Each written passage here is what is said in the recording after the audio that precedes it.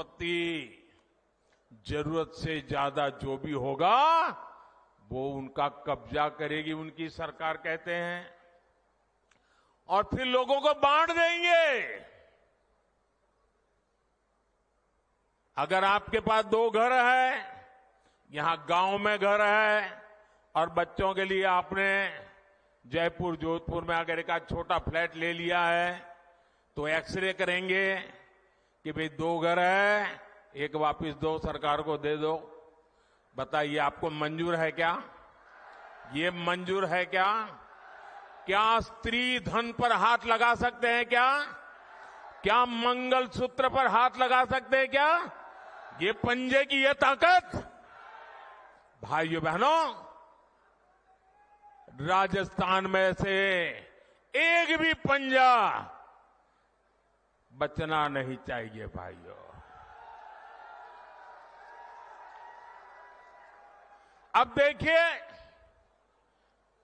Congress party ने संविधान के साथ, बाबा साहब आंबेडकर के दिए हुए संविधान के साथ किस प्रकार से खिलवाड़ करने की कोशिश की।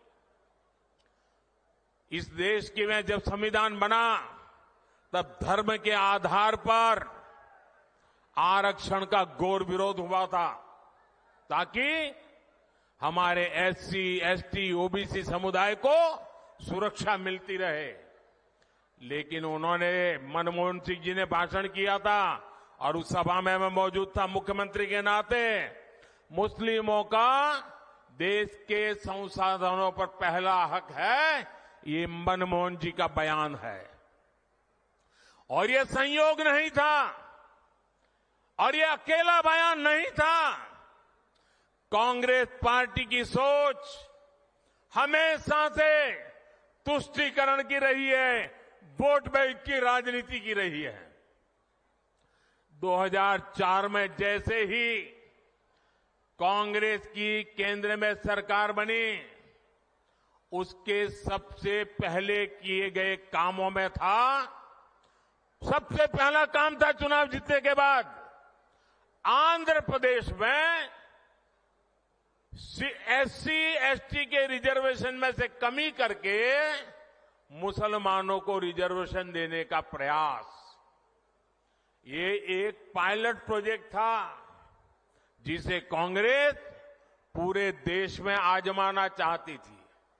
2004 से 2010 के बीच कांग्रेस ने 4 बार आंध्र प्रदेश में मुस्लिम रिजर्वेशन लागू करने की कोशिश की, लेकिन कानूनी अड़चनों की वजह से, सुप्रीम कोर्ट की जागरूकता के कारण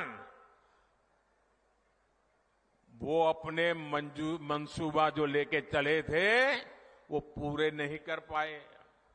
2011 में कांग्रेस ने इसे देश में लागू करने की कोशिश की। एससी, एसटी को और ओबीसी को मिला हुआ अधिकार छीन करके वोट बैंक की राजनीति के लिए औरों को देने का